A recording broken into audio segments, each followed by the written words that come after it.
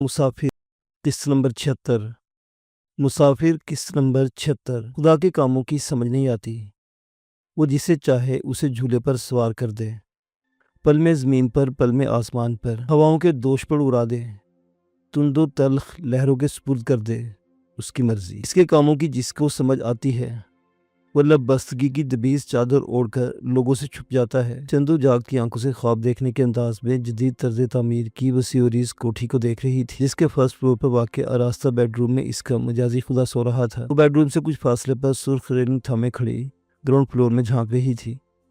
اس نے ریلنگ کے گول پائپ کو اتنی سختی سے پکڑ رکھا تھا کہ خنکی کے باوجود اس کے ہتھیلیوں نے پسینہ اگلنا شروع کر دیا تھا۔ وہ یقین کرنا چاہتی تھی کہ وہ جو کچھ دیکھ رہی ہے وہ خواب نہیں تھا۔ کبھی خواب اتنا مکمل نہیں ہوتا کہ انسان سچ اور جھوٹ کی تمیز کھو بیٹھے، مگر حقیقی منظر بھی اتنی جلدی بدلتا نہیں جتنی جلد اس کی دنیا بدل گئی تھی۔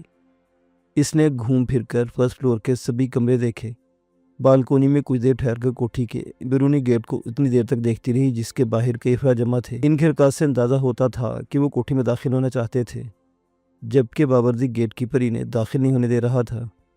ان کا اصرار بڑا تو گیٹ کیپر اپنے کیبن میں جا گھسا۔ شیشے میں سے چندو کو نظر آ رہا تھا کہ گیٹ کیپر نے انٹر کام پر کسی سے رابطہ قائم کیا تھا، کچھ کہا سنا تھا۔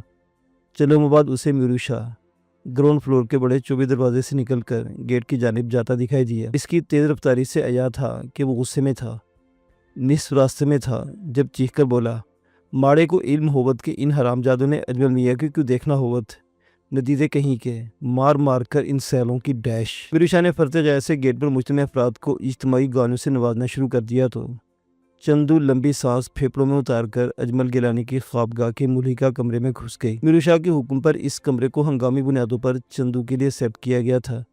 وہ بیڈ پر گرنے کے انداز میں جوتوں سمیت لیٹ گئی۔ وہ بہت کچھ سوچنا چاہتی تھی، مگر سوچوں کی یلغار نے ذہن کو شکست دے کر سلا دیا۔ 3 بجے کا عمل تھا جب ایک نرس نے اسے جگایا۔ وہ ہڑبڑا کر بیدار ہوئی۔ کیا بات ہے، خیر تو ہے؟ نرس نے مدبانہ انداز میں کہا، میڈم آپ کو گیلانی صاحب یاد کر رہے ہیں۔ وہ خمار آلود لہجے میں حیرانی سے بولی، اس وقت؟ جی، وہ تھوڑی دیر پہلے جاگے ہیں۔ وہ نرس کی میت میں اجمل کے پاس آ گئی۔ اجمل کو جہازی سائز کے بیڈ میں دھنسا دیکھ کر ایک لمحے کو بھول گئی کہ وہ بیمار تھا۔ ہسپتال کے سپرنگ والے اونچے بیڈ پر لیٹا ہوا صحت مند شخص بھی بیمار معلوم ہوتا ہے۔ اجمل ہلکے نارنجی رنگ کے مخملی کمبل میں لپٹا ہوا تھا۔ اس نے اپنے دونوں ہاتھ سینے پر رکھے ہوئے تھے۔ سوجے ہوئے ہاتھوں کا رنگ بھی چہرے کی طرح پیلا تھا۔ آنکھوں کی نیچے والی جلد بھی خاصی ابھر آئی تھی۔ وہ اس کے پہلو میں بیڈ پر ٹک گئی، جھجکتے ہوئے اس کے ہاتھ کو تھام کر سہلانے لگی۔ اجمل کی آنکھوں میں وارفتگی بھری چمک پیدا ہوئی۔ خفیف انداز میں مسکرائے بولا، چندو، یہ نرسیں نالیاں نہیں نکالتی، نارمل انسان کی طرح مجھے 1 گھنٹہ گزارنے کی مہلت نہیں دیتی، کہتے کہ اگر انہوں نے نالیاں نکالی تو میں 10 منٹ میں ہی مر جاؤں گا۔ وہ صدقے دل سے بولی، نہیں آپ ان کی بات مان لیں، وہ غلط تو نہیں کہتی نا، لیکن میں تمہیں دلہن کے روپ میں دیکھنا چاہتا ہوں، چند منٹوں کے لیے ہی صحیح، پھر بھلے مر جاؤں۔ چندو نے تڑپ کر اس کے لبوں پر ہاتھ رکھا۔ اجمل کے ہاتھوں کے برعکس اس کے ہونٹ ٹھنڈے تھے۔ بولی، میں کل آپ کو دلہن بن کر دکھا دوں گی، اب آپ آرام سے سو جائیں۔ اس نے کوئی مزاحمت نہیں کی اور فوراً ہی مان گیا۔ بولا، تم واقعی بہت خوبصورت ہو، میں نے آج تک تمہاری جتنی حسین لڑکی نہیں دیکھی۔ وہ دل میں بولی، میری جتنی بدقسمت لڑکی بھی شاید روئے زمین پر نہیں ہوگی۔ دل رکھنے کو مسکرا کر بولی، آپ بھی کسی سے کم نہیں ہیں۔ اجمل کے لبوں پر آزردگی بھری مسکراہٹ ابھری۔ آنکھوں سے نرس کو باہر جانے کا اشارہ کیا۔ اس کے جانے پر اس نے چندو کو قریب آنے کا اشارہ کیا۔ وہ جھجکتی ہوئی قریب آئی۔ بے دردی سے لوٹے جانے اور مرضی سے اپنا آپ لٹانے میں بہت فرق ہوتا ہے۔ وہ اس فرق کو محسوس کرنے لگی۔ اجمل نے کہا، چندو، اپنے بال کھول دو۔ اس نے بال کھول دیے۔ ادھر پھیلا بھی دو نا۔ چندو نے کھلے ہوئے بال آبشار کی طرح اس کے چہرے پر پھیلا دیے۔ اندھیرا چھا گیا۔ اندھیرے کا فائدہ اٹھاتے ہوئے اس نے بند آنکھوں کے پردے پر چمکتا ہوا ستارہ چوم لیا۔ چاند اور ستارے دسترس میں نہیں آتے، دور فلک پر خواب بن کر چمکتے رہتے ہیں، مگر اس کا ستارہ اس کے لبوں کو توانائیاں سرفراز کر رہا تھا۔ اس کے بوسوں میں چھپی دیوانگی کو اجمل نے بھی محسوس کر لیا۔ بولا، میرے چہرے پر دوسری آنکھ بھی ہے جو حسد کی آگ میں جل رہی ہے۔ اسے اپنی غلطی کا احساس ہوا، دوسری بند آنکھ کو بھی چوم لیا۔ فوراً ہی بوسے کے بے ذائقہ ہونے کا احساس ہو گیا اور محبت کی دیوانگی سے معمور محل کے راہداری میں چندو کی پیش قدمی رک گئی۔ اجمل بولا، کیا تمہیں میری بائیں آنکھ کا تل اچھا لگتا ہے؟ اس نے اس بات میں سر ہلایا۔ زلفیں اجمل کے چہرے پر سرسرا گئی۔ کیف کا ناشناسا لمحہ اجمل کے پھیپھڑوں میں اترا۔ عجیب سے لہجے میں بولا، لوگ کہتے ہیں کہ شراب، خون اور بارود سے بو کے بھپکے اڑتے ہیں۔ میں آج تک کہتا آیا ہوں کہ بدبو نہیں، یہ تینوں چیزیں خوشبو پھیلاتی ہیں۔ آج سمجھ میں آ رہا ہے کہ لوگ ٹھیک کہتے ہیں، شاید اصل مہک آج ہی پھیپھڑوں میں اتری ہے۔ کاش تم کچھ عرصہ پہلے میری زندگی میں آ جاتی تو میں ان بدبودار چیزوں کو چھوڑ کر تمہارے بالوں کی بھینی بھینی خوشبو سونگھنے میں رچ جاتا، بچ جاتا، میری زندگی بچ جاتی، مگر اب بہت دیر ہو گئی ہے۔ وہ اس کی جسمانی حالت کو جانتی تھی، اس لیے اس پر وزن ڈالے بغیر پیار کر رہی تھی۔ جسے بیماری نے بدصورت کر رکھا تھا، اسے چندو کی پیار بھری آنکھ دنیا کا خوبصورت مرد قرار دے رہی تھی۔ جن حرکتوں سے کل تک گھن آتی تھی، انہی حرکتوں میں عشق کی برکتیں دکھائی دے رہی تھی۔ وہ چاہتی تھی کہ اجمل زیادہ نہ بولے، مگر وہ بولے جا رہا تھا۔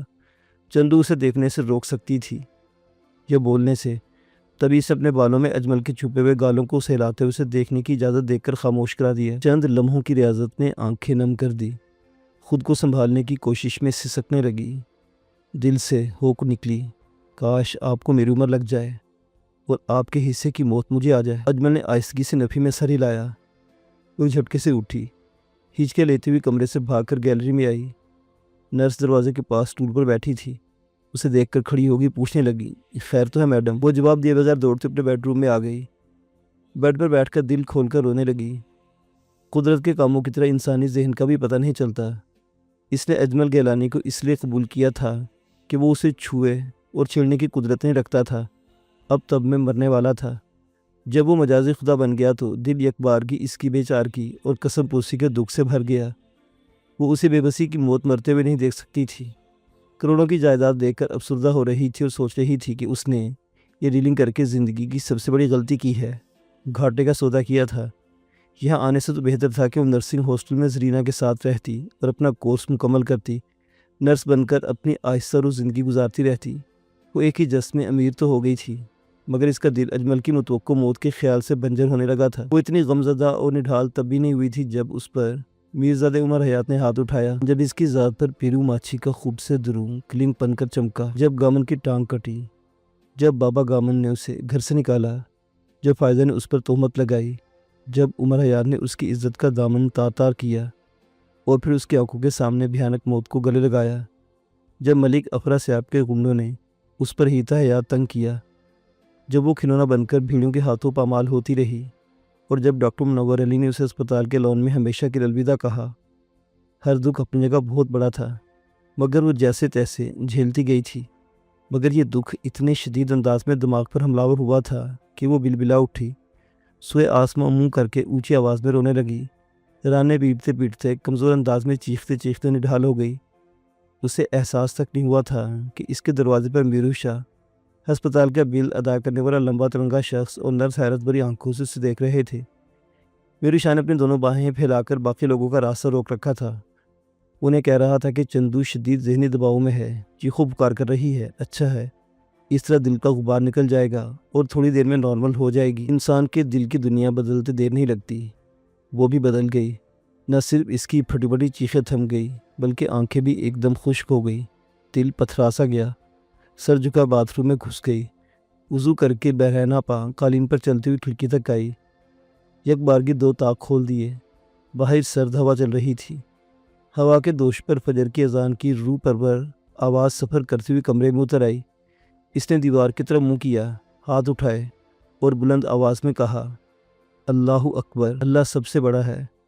یہ اعتراف دل سے کیا جائے تو دنیا کی ہر شے چھوٹی نظر آنے لگتی ہے۔ ظالم کا ظلم اور اپنا دکھ تک بونے لگتے ہیں۔ اس کی زبان سے ادا ہونے والے اللہ اکبر کے لفظوں کا مخرج دل تھا۔ تبھی ایک دم پوری دنیا سمٹ گئی، پستہ قامت ہو گئی۔ دو رکعتیں پڑھ کر سلام پھیرا تو تینوں افراد کو صوفے پر پراجمان دیکھا۔ وہ حیرت سے اسے دیکھ رہے تھے۔ وہ سنجیدگی، میرو شاہ، مجھے اجمل صاحب کی زندگی چاہیے، کسی بھی قیمت پر، کسی بھی طریقے سے، تم بتاؤ تم کیا کر سکتے ہو؟ وہ آپ سے تم پر آ گئی تھی، لہجہ تحکمانہ ہو گیا تھا، سانپ نے پھنکارنا از خود سیکھ لیا تھا۔ میرو شاہ چونک گیا، کھڑا ہوا سینے پر ہاتھ رکھ کر بولا، میرو شاہ رانی جی کا ہر حکم بجا لاوے پر۔ چندو کا لہجہ تھوڑا اور روکھا ہو گیا، پرور کچھ نہیں، کہ اجمل صاحب کا علاج ملک سے باہر نہیں ہو سکتا؟ मीरू शाह ने मायूसी से नफ़ी में सर हिलाया। नर्स ने कहा, मैडम, गिलानी साहब के गुर्दे बिल्कुल नाकारा हो चुके हैं। अगर 2 या कम से कम 1 ही गुर्दा मिल जाए तो तवक्को की जा सकती है कि वो ज़िंदा रहेंगे, वगरना नहीं। मुल्क के अंदर या बाहर सूरत हाल एक सी है। तो ठीक है मीरू शाह, मेरा हुक्म बजा लाओ और अपने अजमल मियाँ के लिए 2 गुर्दों वाला वजूद उठा लाओ। मीरू शाह ने मदद तलब नज़रों से नर्स की तरफ देखा। वो बोली, मैडम, ये इतना आसान काम नहीं है। गुर्दों की तब्दीली हर अस्पताल में मुमकिन नहीं। कुछ डॉक्टर ये काम बड़ी राजदारी से करते हैं, मगर वो बहुत पैसा लेते हैं। चंदू ने दिल पर हाथ रखा, लंबी सांस ले कहा, कितना पैसा? नर्स ने अपना अंदाज़ा बताया। रकम खासी बड़ी थी। चंदू ने अपनी मौजूदा हैसियत पर गायबाना नज़र डाली, फिर बोली, ये तो कोई बड़ी रकम नहीं। क्या तुम किसी ऐसे डॉक्टर को जानती हो जो ये काम करता है? वो घबराकर बोली, नहीं मैडम, मुझे इल्म नहीं है। मीरू शाह पलटा, दोनों को कमरे से बाहर भेजकर तेज़ी से चंदू के करीब आया। बोला, माड़ी रानी जी, क्या गजब करत हो। भला ऐसी बातें खुले में करना दानिशमंदी कहलावत। वो बोली, मैं कुछ नहीं जानती। मुझे अजमल साहिब जिंदा और तंदुरुस्त चाहिए। तुम कुछ कर सकते हो ठीक, वरना मैं खुद कोई रास्ता निकालती हूँ। मीरू शाह की आंखें चमक उठी। इसने उसकी आंखों में झांका। ठाठा करना आवत? उसने नफ़ी में सर हिलाया। नहीं, मगर सीख लूँगी। आग से खीरे नवांगे रानी जी। अजमल साहिब के लिए आग फांकने को तैयार हूँ। हमारे खेल में ना अबाउट टर्न हो गए न यू टर्न रानी जी। सोच समझ कर फैसला कर ले वे। फिर मीरू शाह सादेवत है। चंदू माही की आंखों में एक ही वहशत रक्सा हुई। चलो मैं सोचती रही, फिर बोली, मीरू शाह, मैं नादान नहीं हूँ। मैडम जोसेफिन अजमल साहिब और तुम्हारी बातें सुनकर और कोठी का माहौल देखकर समझ गई थी कि यहाँ कौन सी ज़िंदगी गुजारी जा सकती है। या तो मैं सब कुछ छोड़ छाड़ कर नर्सिंग हॉस्पिटल चली जाऊँ, इस ज़िंदगी को कबूल करते हुए अपनी जून बदल दूँ। मैंने फैसला किया कि मैं वापस नहीं जाऊँगी। रही बात गोली बारूद की, अगर तुम मेरा साथ दो तो ये सब कुछ कर गुजरूँगी। हम अजमल साहिब को बचा सकते हैं, और अगर ना बचा सके तो इस ग्रुप को जो अजमल साहिब ने बना रखा है तोड़ना नहीं चाहूँगी। ये पहले की तरह अपना काम करता रहेगा। अगर ये टूट गया तो अजमल साहिब के भूखे नदीदे रिश्तेदार मुझे चैन से बैठने नहीं देंगे। क्या ख्याल है? मीरू शाह ने इसके अंदेशों की तायद की। वो बोली, बस तो फिर हिम्मत करो, किसी ऐसे प्राइवेट अस्पताल का सुराग निकालो जो गुर्दों के जायज़ नाजायज़ हर किस्म के ऑपरेशन करता हो। गुर्दों की दस्तयाबी के लिए एक तरफ तुम किसी किडनी एजेंट से रब्ता करो, जबकि दूसरी तरफ तुम अजमल साहिब के रिश्तेदारों में से किसी आसान शिकार को उठा लाओ। अब तुम ये बेहतर जानते हो कि हमारे पास कितनी मुख्तसर मोहलत और कितना बड़ा काम है। यकीनन हमारे पास सोचने समझने का वक्त नहीं है। मीरू शाह की आंखें चमक उठीं। सीने पर हाथ रखकर कमरे से निकला। अजमल की ख्वाबगाह में झांककर खुशी भरी बुलंद आवाज़ में बोला, माड़े अजमल मियाँ, मुबारका होवत। माड़ी चंदू रानी फूलन देवी अपने मिजाजी खुदा की ज़िंदगी के लिए ज़िंदगी बनकर मैदान को जावत। चंदू के कानों में उसकी मुहीन मगर तेज़ आवाज़ पड़ी। इसे सर झटक ज़ेरे लब कहा, फूलन देवी। इसके अंदर अजीब सी बेचैनी और दुरुस्ती भर गई थी। इसका रवैये को देखते मीरू शाह ने अपने चारों कारिंदों को हंगामी तौर पर बुलाकर चंदू के सामने पेश कर दिया। तारुफ के बाद चंदू की नज़रें एक कवीर जुस्सा शख्स पर जम गई। वो देखने में बहुत मजबूत आसाब का मालिक दिखाई देता था। मीरू शाह ने चंदू माही की दिलचस्पी को भांपते बताया, रानी जी, अपना उस्ताद नसरी होवत, नसर हयात एकदम बिजली के माफक कड़क जावत है, और जालिम से जालिम जोरावर की गिच्ची कड़क जावत है। चंदू धीरे धीरे में उसके डेल डोल से खूबसदा हुई, मगर बज़ाहिर सख्त लहजे में बोली, नसर हयात, मुझे अजमल साहिब के लिए गुर्दा चाहिए। इसने सीने पर हाथ रखा, सर को खुशबू अंदाज में झुकाया और कहा, मैं हुक्म की तामील करूँगा। शाम को 2 गुर्दों वाला एक बंदा कोठी पर पहुँचा दिया जाएगा। अगला इंतज़ाम कर रखें। चंदू ने मीरू शाह की तरफ इस्तेफामिया नज़रों से देखा। बोला, अगला इंतज़ाम तुम करो, आज रात में ही ऑपरेशन हो जाना चाहिए।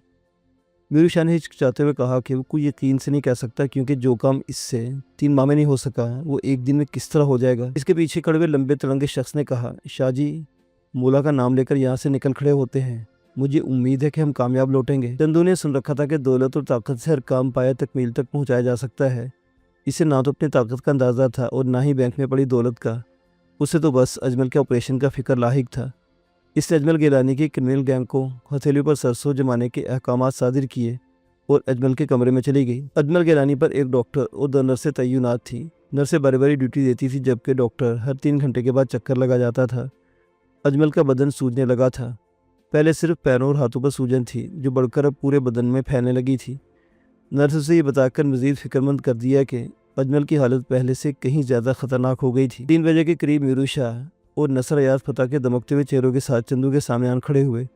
मीरू शाह ने पान की ताज़ा गिलोरी मुंह में दाब रखी थी। बोलना मुश्किल हो रहा था, इसलिए नसरी को रिपोर्ट देने का इशारा किया।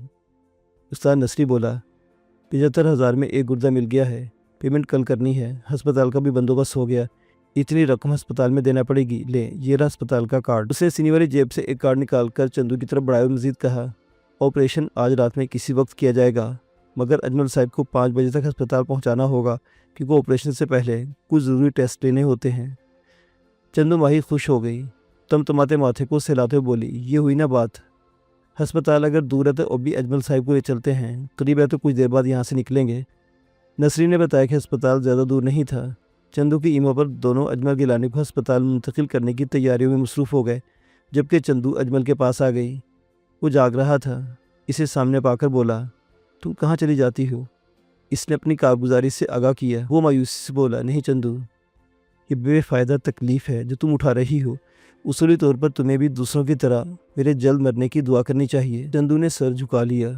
तंज बुरा लगा था, बोली, नहीं मैं ऐसा नहीं कर सकती। अगर मेरे बस में होता तो मैं अपनी उम्र आपके नाम कर देती और आपके हिस्से की मौत को अपने गले लगा लेती, मगर खुदा अपनी मर्जी करता है। अजमल के चेहरे पर तकलीफ के आसार उभरे। चंदू ने सवाले नज़रों से नर्स की तरफ देखा। जल्दी से बोली, आप फिक्र न करें मैडम, मैंने पेन किलर दवा दे दी है। वो दरअसल आपका पैर यूरिन बैग से टकराया था, इससे नारी थोड़ी सी खिंच गई थी। आप थोड़ा इधर होकर बैठ जाएं। चंदू जल्दी से अजमल की तरफ खिसक गई। वो आज़ुर्दगी से बोला, मुझे ज़िंदा रखना चाहती हो? इसने इस बात में सर हिलाया। तुम्हें इससे क्या फ़ायदा होगा और नुकसान भी क्या होगा? वो अजमल की आंखों में झांकते हुए बोली, मरते हुए जो कुछ तुम्हें दे चुका हूँ, इस ज़िंदगी की तरफ लौटते ही उसे तुमसे छीनने की कोशिश करूँगा, या तुम्हें यहाँ से बाहर जाने नहीं दूंगा। आपकी मौत टल जाए, मैं अगर बाहर ना भी गई तो कोई फ़र्क नहीं पड़ेगा। वो ज़रा संभल कर बोली, कि तुम मेरी बीवी बनकर यहाँ रहना चाहोगी? अजमल के लहजे में खुली बेयकीनी रची हुई थी। इसमें हर्ज भी क्या है? मैं कोई अच्छा इंसान थोड़ा हूँ, मगर अच्छे बन सकते हैं ना आप? नहीं, मुझे अगर नई ज़िंदगी भी मिल जाए, मैं अच्छा नहीं बनना चाहूँगा। वो मुंह बनाकर मायूसी से बोला, क्यों? वो चौंकी। अजमल कोई जवाब देने चला था कि दो फर्स्ट टीचर उठाए कमरे में दाखिल हुए। अजमल ने हैरानी से देखा, चंदू को फिर पूछा, ये क्या है? चंदू ने अस्पताल का नाम बताते हुए कहा, आपको वहाँ मुंतकिल किया जा रहा है ताकि आज रात आपका ऑपरेशन किया जाए। अजमल ने मुज़ाहमत की, मगर चंदू ने उसकी एक न चलने दी। इसे स्टीचर पर डालकर ग्राउंड फ्लोर तक लाने के बाद पार्किंग में खड़ी एम्बुलेंस में डाल दिया गया। उस्ताद नसर अयाज चंदू के साथ था, जबकि मिरुशा एम्बुलेंस में अजमल के पास बैठ गया। चंदू की गाड़ी एम्बुलेंस के पीछे पार्किंग से निकली। उसे इत्मीनान था कि सब कुछ उसकी तवक्को से कहीं बढ़कर जल्द और ठीक अंदाज में हो रहा था। उसे यकीन था कि अजमल गिलानी ऑपरेशन के बाद तंदुरुस्त होकर कोठी लौटेगा। बाद में क्या होगा ये उसने सरदस्त नहीं सोचा था। किस्मत कुछ और करने जा रही थी। जो ही गेट कीपर ने दरवाज़ा खोला, सफ़ेद बोनट वाली नीली पुलिस मोबाइल वैन सड़क से उतरकर गेट के ऐन सामने आन रुकी। एम्बुलेंस की राह मसदूद हो गई और वो रुकी तो पिछली गाड़ी को भी रुकना पड़ा। ड्राइविंग सीट पर बैठा हुआ नसर हयात और एम्बुलेंस का अकबी दरवाज़ा खोलकर मिरुशा दोनों हंगामी तौर पर बाहर निकले। गेट के सामने खड़ी पुलिस वैन को देखकर गेट की तरफ दौड़े। चंदू ने इनकी तकलीद की। इनके गेट पर पहुंचने से पहले ही पुलिस मोबाइल से कमोबेश 6 एहलकार बरामद हो चुके थे। एक सिपाही ने गेट कीपर पर गन तान रखी, जबकि बुलंद कामत वर्दी पोश एन गेट के दरमियान खड़ा होकर चंदू और मिरीशा को गहरी नज़रों से घूर रहा था। मिरीशा ने करीब पहुंचकर कहा, अरे बदर बादशाह, ये क्या करते हैं माड़े साथ? देखा था कि माड़ा अजमल बादशाह जिंदगी और मौत की कश्मकश में पड़ा हुआ और माड़े को जल्द अस्पताल पहुंचना हुआ कि जालिम कानून की गड्डी तो पास से हटा छोड़त। वो इंस्पेक्टर था। चंदू को बाद में मालूम हो उसका नाम गुलाम अब्बास था। चूँकि इसकी ज़ात बदरू थी, इससे शहर भर में अब्बास बदरू के नाम से मशहूर था। इसने अपने होलिस्टर से पिस्तौल खींचा और उंगली पर घुमाते तंज़े लहजे में बोला, मिरुशा, तुम्हारा साईं बड़ा ढीठ जान है। 3 माह हो गए इसे मरते मरते, पर अभी तक नहीं मरा। शैतान भी भला मरता है क्या? मैं जिंदगी और मौत के पंगुड़े को रोकने या तुम्हें पकड़ने नहीं आया। मैं तो एक कातिल बल्कि खौफनाक कातिला की तलाश में ही आया हूँ। मिरुशा भुजक्का रह गया, बोला, अरे बादशाह, ये क्या बोलत? बड़े पास कानून का मुजरिम काहे को हुआ? बोल तो सही, कौन जालिम कातिल है हमारे दरमियान? इंस्पेक्टर बदरू ने कड़ी नज़रों से चंदू को देखकर कहा, हथियार से नहीं, आंखों से कत्ल करने वाला कातिल। ओए जीरे ब्लेड, जरा मैडम को इधर ला, अपने मुजरिम को पहचान ले। इसने मुजरिमा का जो होशरुबा हुलिया बयान किया था वो तो इसी औरत पर पूरा बैठता है। चंदू की सांस ऊपर और नीचे की नीचे रह गई। इसका ध्यान पूरी तौर पर मजहर अली उर्फ मजरे पर गया, जिसके हाथों इसकी बुढ़ी माँ कत्ल हुई थी और वो खुद चंदू के हाथों मौत के घाट उतरा था।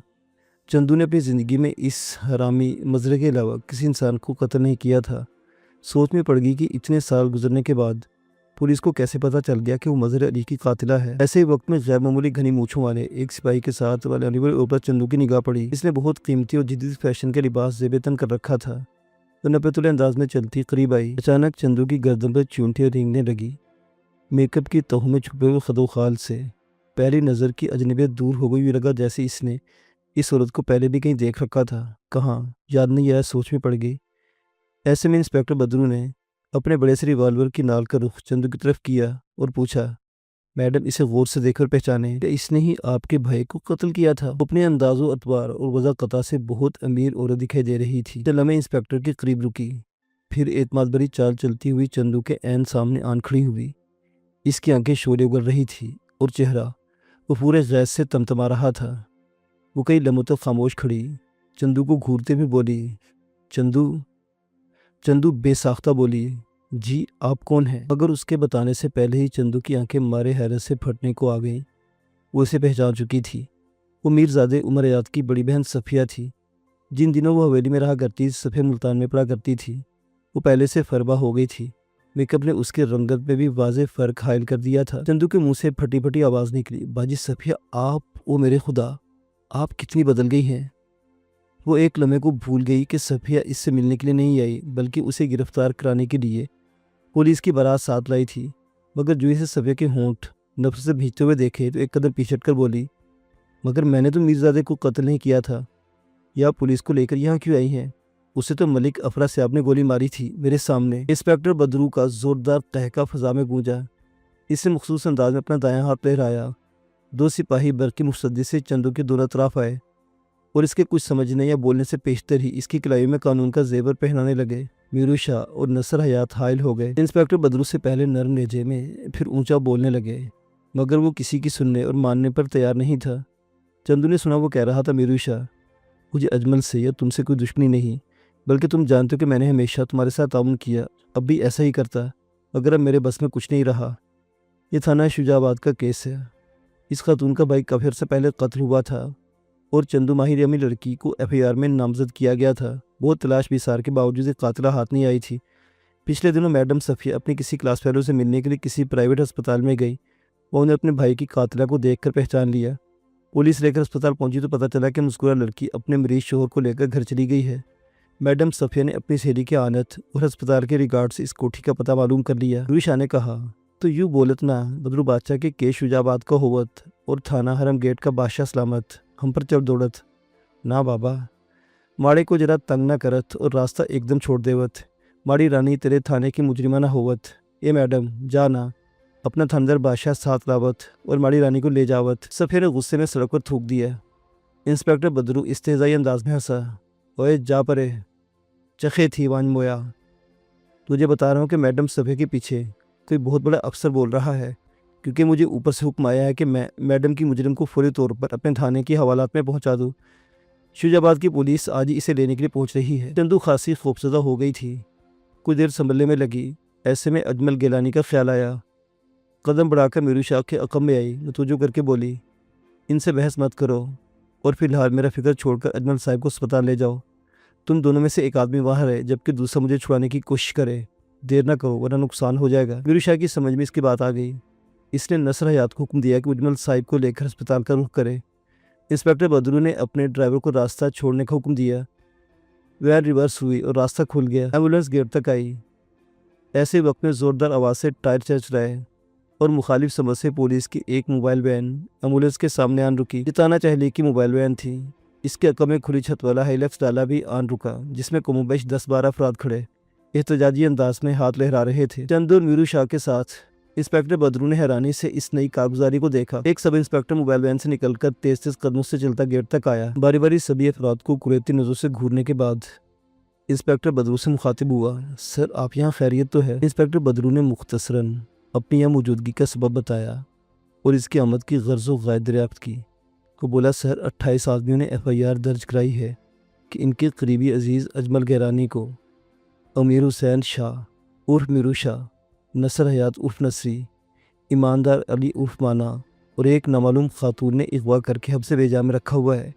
करोड़ों की जायदाद हथियाने के लिए कोर्ट ने अजमल गैलानी की बरामदगी और मुलजिमों को गिरफ्तार करके अदालत में हाजिर करने का हुक्म दिया है। اور بیرک بھیجا ہے جس کے پاس تحریری احکامات موجود ہیں۔ میروشا فوراً ہی معاملے کی سنگینی کو بھانپ کر سمجھانے لگا کہ انہوں نے اجمل گیلانی کو حبس سے بیجا نہیں رکھا بلکہ اس کے علاج کے لیے توغدو کر رہے ہیں۔ چونکہ انہوں نے ڈاکٹرز کی ہدایت کو مدنظر رکھتے ہوئے اجمل گیلانی کے رشتہ داروں کو اس سے ملنے نہیں دیا، اس لیے وہ تھانے کچہری کی طرف بھاگ کھڑے ہوئے تھے۔ میروشا درست کہہ رہا تھا، مگر یہ زبانی کلامی باتیں تھیں۔ قانون اور عدالت ان جذباتی مکالموں کو اہمیت نہیں دیا کرتی۔ سب انسپکٹر عدالت اور تھانے کے حکم کا پابند تھا۔ اس نے سبھی افراد کو اجمل گیلانی سمیت اپنی تحویل میں لیا اور چشمے زدن میں اپنی وین میں بیٹھ کر ہوا ہو گیا۔ انسپکٹر بدرو نے چندو ماہی کی ہتھکڑیاں تھامنے والے اہلکاروں کو وین میں بیٹھنے کا حکم دیا۔ وہ چندو کو دلچسپی آمیز نظروں سے دیکھتا ہوا وین کے کیبن کی طرف بڑھ گیا۔ چندو کا دل اندیشوں اور خوف سے بھر گیا۔ اس کے جذبات پر سر منڈواتے ہی اولے پڑ گئے تھے۔ موبائل وین کے عقبی حصے میں دو وردی پوشوں کے درمیان پھنسی بیٹھی تھی، جبکہ میرزادی صفیہ وین کے پیچھے آنے والی سوزوکی کار کی عقبی نشست پر پراجمان تھی۔ چندو اسے دیکھ نہیں سکتی تھی، مگر دلی دل میں اس کی نفرت بھری آنکھوں سے دہشت زدہ ہو رہی تھی۔ وہ جن دنوں میرزادے عمر حیات کی حویلی میں مقیم تھی، صفیہ کا رویہ اس کے ساتھ تب بھی معاندانہ ہوا کرتا تھا۔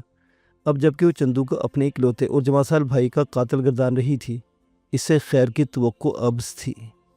چندو نے سپاہیوں کی غیر اخلاقی چھیڑ چھاڑ اور معنی خیز گفتگو سے بمشکل توجہ ہٹاتے ہوئے عمر حیات کے قتل اور اپنی پوزیشن کے بارے میں سوچا تو خوف سے دوچند ہو گیا۔ جن حالات میں عمر حیات کو ملک افرا صاحب نے گولی ماری تھی، وہ حالات سنگین انداز میں چندو ماہی کو ہی اس قتل کا مرتکب قرار دیتے تھے۔ اس نے آج تک یہ نہیں سوچا تھا کہ میرزادی عمر حیات کی ماں اور بہن حتیٰ کہ وسیب کے لوگ اسے ہی میرزادی کا قاتل قرار دیتے ہوں گے، کیونکہ علاقے کا کوئی شخص نہ تو ملک افرا صاحب کو جانتا اور نہ کسی نے اس کے ہاتھوں میرزادے کو مرتے دیکھا تھا۔ اس لیے ہر نظر میں چندو ماہی ہی اپنے دیوانے عاشق کی قاتل تھی۔ چونکہ اس کا رابطہ مکمل طور پر اپنے ماضی سے کٹ گیا تھا، اس لیے اسے اپنے پیچھے ہونے والی کارروائیوں کی مطلق خبر نہیں ہوئی تھی۔ اسی بے خبری نے مروا دیا تھا۔ اس نے زندگی میں تھانے کی اندرونی دنیا نہیں دیکھی تھی، اس لیے تھانے کے نام سے ہی ڈرتی تھی۔ آج یہ ڈر بھی اترنے والا تھا۔ اسے زنانہ حوالات میں ڈال دیا گیا۔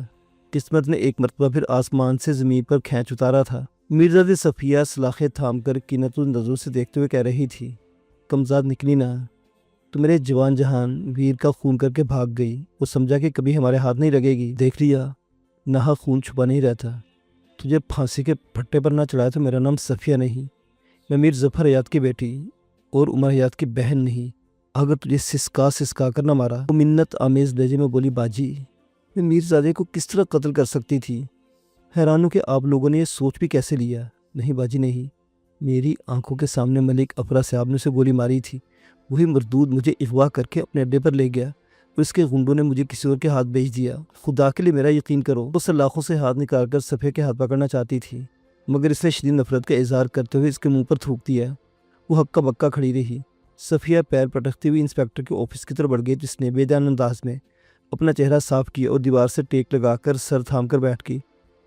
سمجھ میں آتا تھا کہ عمر حیات کی بہنوں اور ماں نے اتنا بڑا سانحہ دل پر جھیلا تھا کہ وہ کسی طرح اس کی بات کا یقین کریں گی اور ایڑی چوٹی کا زور لگاتے ہوئے اسے تختہ دار تک لے جائیں گی۔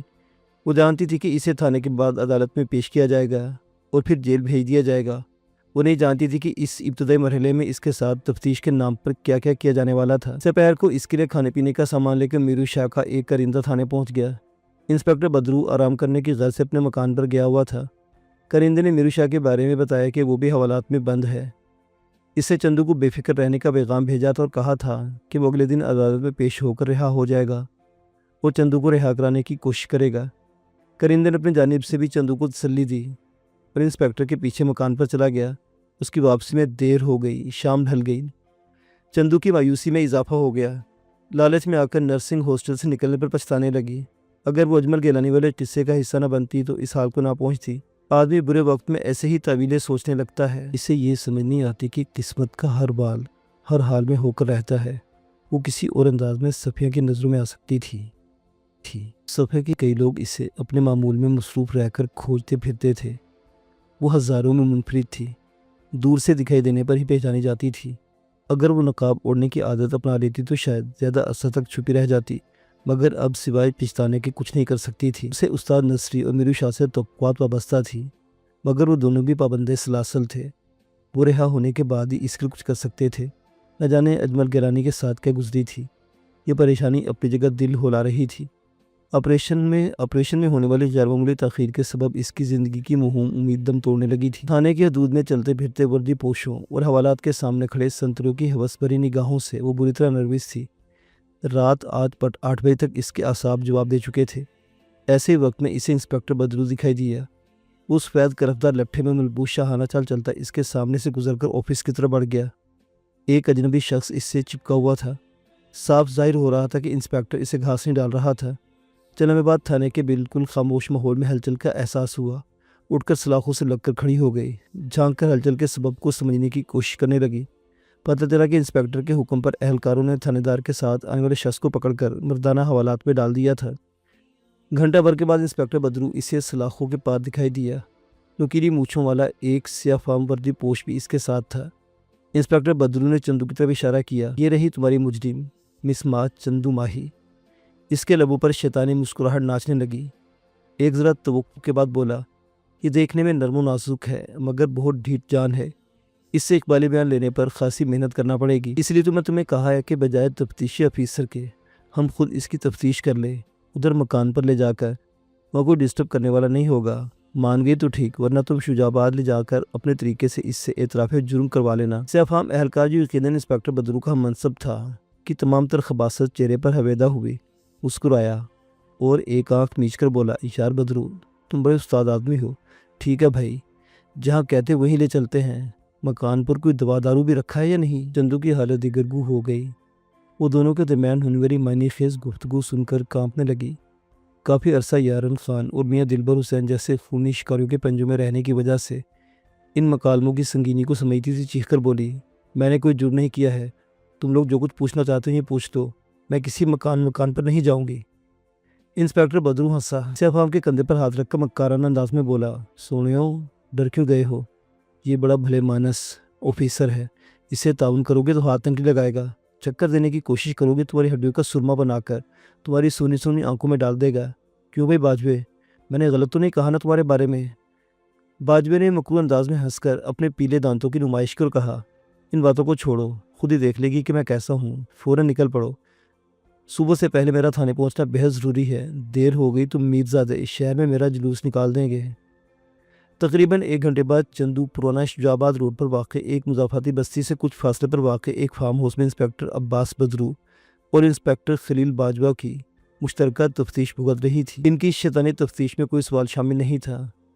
फार्म हाउस लाए जाने के दौरान चंदू ने देख रखा था कि इसकी चीखों पुकार सुनने वाला कुर्बो जवार में कोई नहीं था, इसलिए खामोशी से वही अजाब झेल रही थी जिससे डॉक्टर मुनव्वर अली शाह ने उसे निकाला था। और दिल में कोस रही थी कि मैडम जोज़फीन के दम को जिसकी लच्छेदार बातों में उलझ कर इसने अपना पुरअमन और महफूज मुस्तकबिल बर्बाद कर लिया था। चिड़िया खेत चुग गई थी और पिछताने से कोई फ़ायदा हासिल होने वाला नहीं था। कमरे में वाल टू वाल दबीज़ कालीन बिछा हुआ था। दीवारों के साथ रेशमी कवर वाले गाँव तकिए लगे हुए थे। कमरे के बाहर बरामदे में एक सिपाही कुर्सी पर बैठा पहरा दे रहा था। इसे कमरे के अंदर से किसी के भाग निकलने का अंदेशा नहीं था। वो बाहर के किसी आदमी की गैर मुतवक्को आमद पर खबरदार करने पर मामूर था। रात की सियाही और मुज़ाफ़ात के सकूत ने माहौल को अपने हिसार में ले रखा था। ऐसी दबीज़ रातें अपने दामन में बहुत कुछ छुपा लेती हैं। कमरे के अंदर होने वाले जुल्म पर भी रात कुबायर ला इल्मी उड़ा रही थी। विलायती शराब के नशे में चूर दोनों हट्टे कट्टे हरामजादों की जानलेवा तफ्तीश ने उसे 1.5-2 घंटों में ही तोड़ कर रख दिया। बेजान अंदाज में चारों शाने चीत पड़ी RCC की तैयारशुदा छत को घूर रही थी।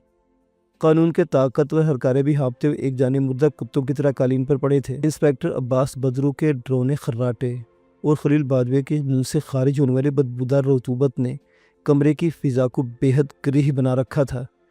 चंदू ने चंद लंबी सांसें ली। हथेलियों के बल तून करहन उठी। अचानक नज़रों में मजहर अली उर्फ मजरे का बदनुमा चेहरा घूम गया। वो चूबी मलना याद आ गया जिसकी मदद से उसने मजरे का सर तोड़ा था। वो अगर इसके नातवा हाथों से मर सकता था तो ये दोनों भी खून में लथपथ हो सकते थे। ये सोचते अपना बिखरा वजूद समेट कर उठ खड़ी हुई, लिबास पहना और मुहताज नज़रों से इर्द गिर्द देखा। कोई मलना या इससे मिलता जुलता हथियार नज़र न आया तो एक ज़रा मायूसी हुई। ये कमरा बिल्कुल खाली था। दीवारों के साथ बड़े बड़े रेशमी गाँव तकिए पड़े थे जिनकी मदद से वो 2 सांडों को कत्ल नहीं कर सकती थी। अचानक इसकी आंखों में ज़िंदगी और फिर दरिंदगी की लहर दौड़ गई। इंस्पेक्टर खलील बाजवा की यूनिफॉर्म दीवार गिर खूंटी पर टंगी थी। एक खूंटी पर पेटी और लिस्टर लटक रहा था।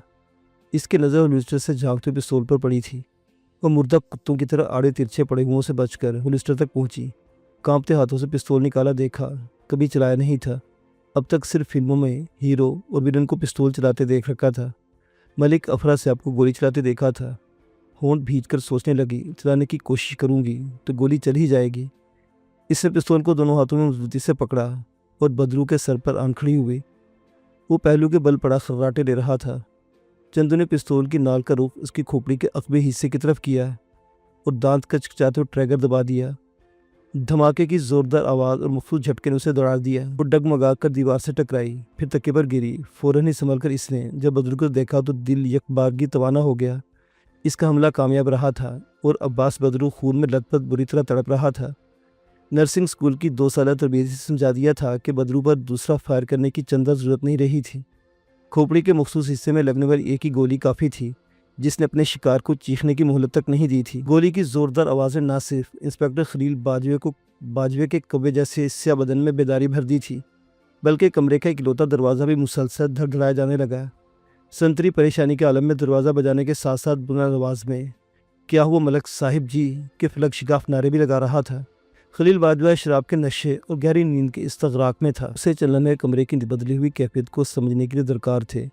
تب اس نے بے ساختہ آنکھیں ملی اور بدرو کے اوپر نیچے جھٹکے لیتے بدن کو غور سے دیکھا۔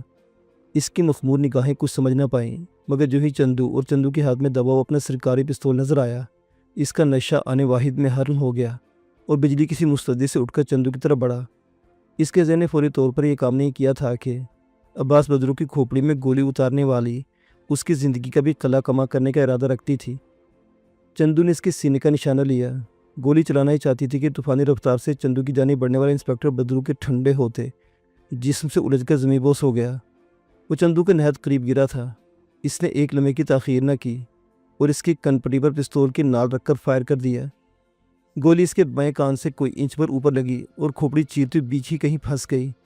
اس کا بھاری بدن 2 فٹ کے قریب ہوا میں اچھلا اور بدرو کے بدن کے آخری جھٹکوں کی گود میں گر کر تڑپنے لگا۔ اس کی دونوں باہیں بڑے خوفناک جھٹکوں کے ساتھ لہرا رہی تھی، جبکہ منہ سے کم بلند خراٹوں سے ملتی جلتی آواز برآمد ہو رہی تھی۔ چندو کے ہاتھ سے پستول چھوٹ کر قالین پر گر گیا۔ بائیں ہاتھ پڑے ہوئے تکیے پر گولیوں کے 2 خول گرے تھے، جن سے بارودی دھوئیں کے مرغولے اڑ رہے تھے۔ دونوں اس کی عزت کا جنازہ کاندھوں پر اٹھائے قبر کا رخ کر چکے تھے۔